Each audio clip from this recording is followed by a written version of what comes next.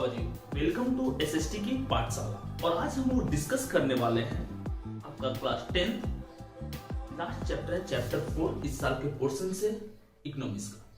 इसका पार्ट 1 हम लोग ऑलरेडी बना चुके हैं, इस पे वीडियो उसको डिस्कशन हो चुका है। और उससे रिलेटेड भी कोई प्रॉब्लम हो तो आप क्वेश्चन इस पार्ट के कमेंट सेक्शन में पूछ सकते हैं। इस चैप्टर का नाम क्या था? ग्लोबलाइजेशन। ग्लोबलाइजेशन का मतलब क्या था? तो अगर आपने पार्ट 1 देखा है तो ग्लोबलाइजेशन में उसको वेल डिस्क्राइब किया गया उस पार्ट में कि ग्लोबलाइजेशन का मतलब क्या होता है। ग्लोबलाइजेशन मतलब कि एक ऐसा प्लेटफॉर्म होता है जिसमें सारे कंट्री एक दूसरे से कनेक्ट होते हैं। किस व्यू से? तो ट्रेडिंग करने के व्यू से। एक ग्लोबलाइजेशन जो हुआ 21st सेंचुरी में सबसे ज्यादा क्यों हुआ, या लेट जो 20th सेंचुरी था उस टाइम में ग्लोबलाइजेशन के इंपैक्ट सबसे ज्यादा देखने को क्यों मिला? क्योंकि एक आपके पास सपोर्टिव फीचर था, ट्रांसपोर्ट और कम्युनिकेशन सिस्टम इस टाइम में बहुत ज्यादा डेवलप हुआ, जिसके चलते ग्लोबलाइजेशन के जो इंपैक्ट है वो बहुत ज्यादा देखने को मिलते हैं। जो लास्ट का आपका 20th सेंचुरी है या जो स्टार्टिंग का आपका 21st सेंचुरी है उसमें। क्योंकि स्टार्टिंग के अगर 21st सेंचुरी हम देखते हैं या जो सेकंड डिकेड की बात करते हैं, सेकंड डिकेड मतलब 2011 टू 2020 21st सेंचुरी का, इसमें बहुत सारी एमएनसीज कंपनी इंडिया में इंट्रोड्यूस हो गई या वर्ल्ड के डिफरेंट कंट्रीज में इंट्रोड्यूस हुए। इसका मेन फीचर क्या है कि जो कम्युनिकेशन सिस्टम हुआ वो और भी ज्यादा फास्ट होते जा रहा है और ट्रांसपोर्ट सिस्टम वेल डेवलप है। और एक इंपॉर्टेंट फैक्टर होता है ग्लोबलाइजेशन के लिए। ग्लोबलाइजेशन और एमएनसीज का क्या रिलेशन? एमएनसी मतलब मल्टीनेशनल कॉर्पोरेशन होता है, मल्टीनेशनल कंपनीज होता है जो अपने ब्रांचेस अलग अलग पार्ट में ओपन करते हैं। इसको हम लोग पार्ट फर्स्ट में भी किए हुए हैं कि अलग अलग पार्ट में भले वो अपने ब्रांचेस ओपन कर, लेकिन जो उसका हेड ऑफिस होता है या जो उसका मेन ब्रांच होता है किसी पार्टिकुलर नेशन में रहता है। ग्लोबलाइजेशन के बेनिफिट क्या? तो ग्लोबलाइजेशन से प्रोडक्ट क्वालिटी बढ़ जाती है, अच्छी हो जाती है। कंपटीशन काफी ज्यादा रहता है कंपनीज के बीच में, जिसके चलते प्रोडक्ट क्वालिटी बढ़ जाती है और एक इंपॉर्टेंट फीचर होता है ग्लोबलाइजेशन के लिए। अब आज का जो टॉपिक हम लोग का है कि वर्ल्ड ट्रेड ऑर्गेनाइजेशन का क्या रोल होता है, आईएमएफ का क्या रोल होता है, ठीक है, डब्ल्यूटीओ का क्या रोल होता है ग्लोबलाइजेशन में। क्या कोई ऐसा इंटरनेशनल ऑर्गेनाइजेशन है जो कंट्रोल करता हो? अगर कोई कंट्री सपोज कीजिए कि मिस कंडक्ट कर रहा है ग्लोबलाइजेशन वाले प्रोसेस को, किसी और एमएनसीज को एंट्री नहीं करने दे रहा है या इंपोर्ट ड्यूटी ज्यादा चार्ज कर रहा है, लेवल ऑफ फ्लेक्सिबिलिटी नहीं दे रहा है, तो क्या कोई वर्ल्ड में ऐसा ऑर्गेनाइजेशन है जो इन सारी चीजों को कंट्रोल कर सके? तो उसको आज हम लोग डिस्कस करने वाले हैं। एमआरटीपीए। एमआरटीपीए क्या होता है? तो ग्लोबलाइजेशन के सेंस में ही है।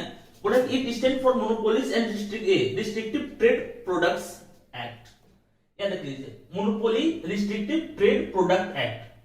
Monopoly restrictive trade product act. Monopoly का मतलब एकाधिकार।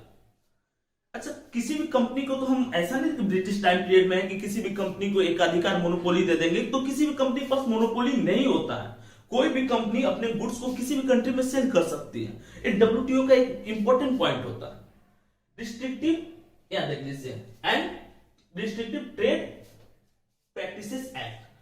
अब इसका मीनिंग क्या? It was an act following the recommendations of the monopoly inquiry committee and was passed in 1970। इससे क्वेश्चन कहां से पूछेगा कि एक कमिटी जो है कब पास हुई थी? 1970 में। और इसका मेन जो एक्ट है, इसका जो मेन रीजन है कि इस कमिटी को क्यों पास किया गया, ताकि किसी भी कंपनी को मोनोपोली नहीं मिले और हर कंपनी अगर वो कैपेबल है, गुड्स की क्वालिटी रख रही, तो वर्ल्ड की किसी भी कंट्रीज में उसको सेल कर सकती है। ये इसको फॉर्म करने का एक मेन पर्पस था। अब हम जो सेकेंड पॉइंट कर रहे हैं, world trade organization WTO. WTO, WHO, जितने भी हैं आपके 21 के ब्रांचेस है। यूएनओ के, यूनाइटेड नेशन ऑर्गेनाइजेशन के ब्रांचेस हैं। और आपको पता है कि यूएनओ जो फॉर्म हुआ वो सेकेंड वर्ल्ड वॉर के बाद फॉर्म हुआ। क्योंकि अगर हम फर्स्ट सेंचुरी के जो हाफ टाइम था, 20th सेंचुरी का जो हाफ टाइम था, उसमें हम देखते हैं कि यूरोपियन नेशन आपस में फाइट करते हैं, वर्ल्ड वॉर करते हैं। किस चीज के लिए? तो कंपटीशन कर रहे थे अपने गुड्स को सेल करने के लिए। उनके पास इंडस्ट्रियलाइजेशन आ चुका था, बहुत सारी इंडस्ट्रीज जो सेटअप कर चुके थे, तो अपने गुड्स को सेल करने के लिए वो आपस में फाइट कर लिए, वर्ल्ड वॉर कर लिए। एक इंपॉर्टेंट रीजन था। तो इसको कंट्रोल करने के लिए यूनाइटेड नेशन ऑर्गेनाइजेशन बना और डब्ल्यूटीओ उसी का पार्ट है। क्वेश्चन कहां से पूछ सकते हैं? डब्ल्यूटीओ कब फॉर्म हुआ और अभी प्रेजेंट में डब्ल्यूटीओ के कितने मेंबर्स हैं? सारे जो नेशन डब्ल्यूटीओ के मेंबर नहीं हो सकते हैं, कुछ क्राइटेरिया आपको फॉलो करना पड़ता है। अब मान लीजिए कि कोई कंट्री है, उसके पास कोई इंडस्ट्रीज नहीं है, वो फॉरेन ट्रेड नहीं करता, तो डब्ल्यूटीओ का मेंबर नहीं हो सकता। World trade organization was started at the initiative of developed countries. बोला कि इसमें अभी टोटल जो मेंबर्स है 159 कंट्रीज, यानी कि डब्ल्यूटीओ में टोटल नंबर ऑफ कंट्रीज कितने 159। इसको स्टेब्लिश कब किया गया? Establish in 1995। डब्ल्यूटीओ को 1995 में स्टेब्लिश किया गया और इसमें टोटल नंबर ऑफ जो मेंबर है 159 है, और यही कंट्रोल करता है, यही ट्रेड बैरियर्स, यानी कि कितना इंपोर्ट ड्यूटीज होगा, कितना एक्सपोर्ट ड्यूटीज होगा, कौन सी नेशंस कहां पे अपना एमएनसी सेटअप करेगी, ये सारे रेगुलेट कौन करता है? डब्ल्यूटीओ, वर्ल्ड ट्रेड ऑर्गेनाइजेशन ही करता है। अब यहाँ पे एक इंपॉर्टेंट फीचर आता है एसीजेड। एसीजेड का मतलब एक ऐसा स्पेशल इकोनॉमिक जोन, इसका फुल फॉर्म होता है स्पेशल इकोनॉमिक जोन। ये क्या करता है कि ऐसा एरिया क्रिएट करता है ताकि एमएनसीज उस एरियाज को देख करके अट्रैक्ट हो और सारे फेवरेबल कंडीशन प्रोवाइड करता है जो किसी भी इंडस्ट्रीज के लोकेशन के लिए रिक्वायर्ड है। एसीजेड जोन का मेन वर्क क्या होता है कि एक फेवरेबल कंडीशंस प्रोवाइड करता है जो किसके लिए रिक्वायर्ड है? एमएनसीज के लिए। जैसे सपोज कीजिए 24/7 आपका इलेक्ट्रिसिटी सप्लाई, वाटर की रिक्वायरमेंट को फुलफिल करता है, रॉ मटेरियल्स रहता है, स्किल्ड लेबर रहते हैं, आपके रिक्रिएशनल एक्टिविटीज के लिए डिफरेंट पार्क्स ये सब आसपास बने रहते हैं, तो ये सारे फैसिलिटीज प्रोवाइड करता है world class facilities, electricity 24/7, power supply अच्छा होता है ताकि एमएनसीज बड़ी कंपनियां सेटअप हो सके।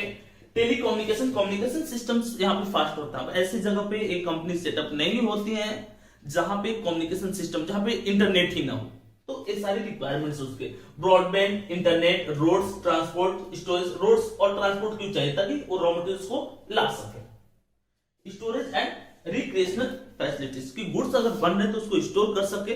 रिक्रिएशनल फैसिलिटीज भी इस जोन में होती है। अब जो नेक्स्ट पॉइंट है आपका वर्ल्ड बैंक। वर्ल्ड बैंक का मेन वर्क होता है जो डेवलप्ड नेशन नहीं है उनको लोन प्रोवाइड करते हैं, या डेवलप्ड नेशन को भी रिक्वायरमेंट के अकॉर्डिंग लोन प्रोवाइड करता है। और ये वर्ल्ड बैंक जो था वो सेटअप हुआ था 1944 में। is an international financial institutions that extends financial assistance to their member countries for development purpose।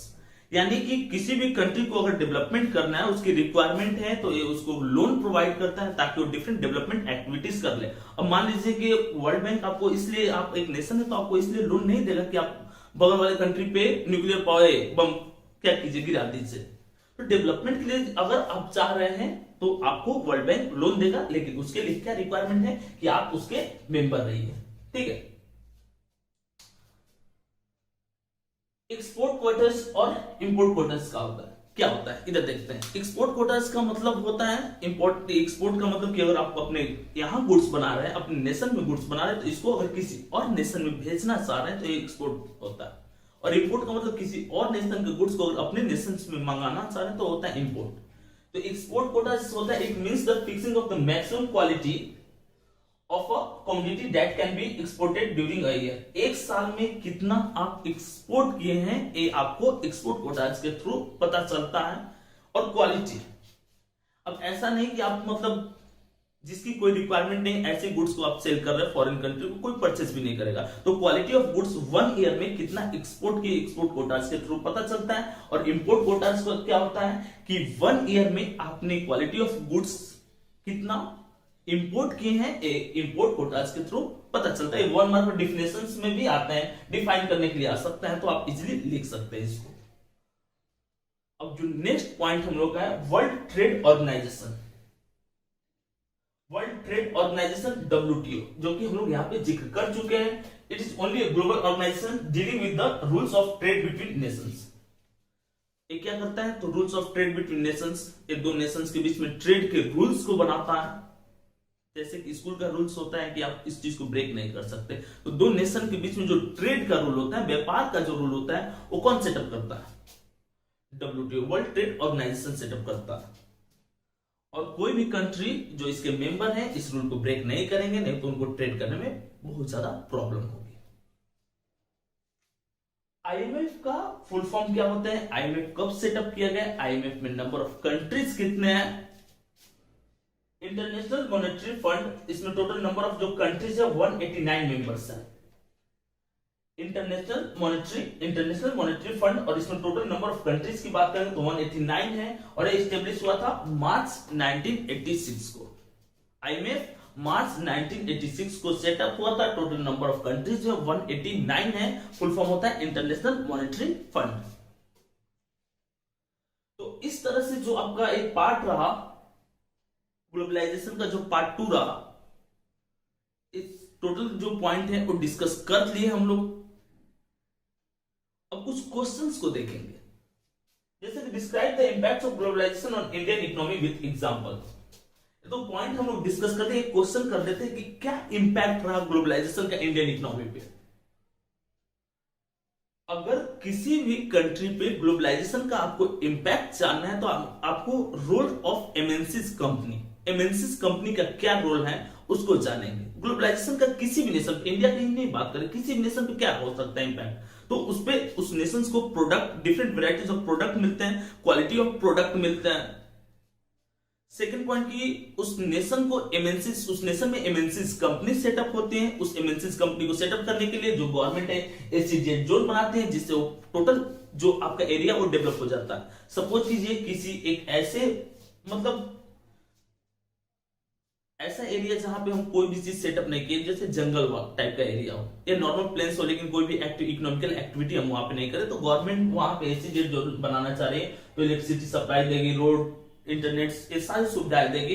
इससे होता क्या है कि वो पूरा रीजन डेवलप हो जाता है। एमएनसीज कंपनी के आने से वहां के लोगों को एम्प्लॉयमेंट मिलता है, क्योंकि अगर कोई एमएनसीज कंपनी इंडिया में सेटअप होती है तो लेबर वो अमेरिका से और ब्राजील से ला नहीं सकती, तो यहीं के लेबर को यूज करते हैं।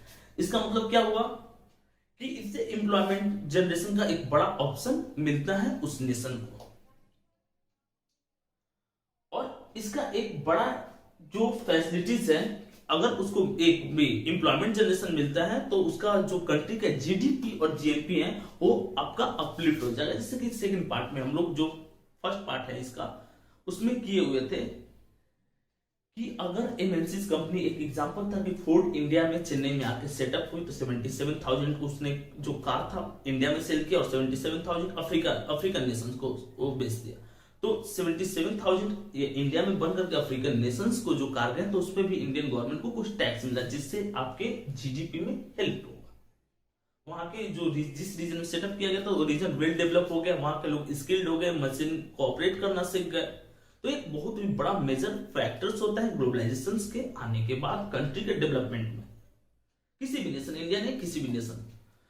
तो इस तरह से आपका ये पूरा जो चैप्टर है वो खत्म होता है, और जल्द ही आपको इस चैप्टर का क्वेश्चन आंसर भी ऐप में मिल जाएगा। और हर चैप्टर का जो क्लास 10th है स्पेशली, हर चैप्टर का एमसीक्यू टेस्ट है, क्वेश्चन आंसर है, पीडीएफ है, वीडियोस है। तो जितना आपको बोला जा रहा है बस उतना कर लीजिए, आपके लिए सफिशिएंट रहेगा एसएसटी के लिए।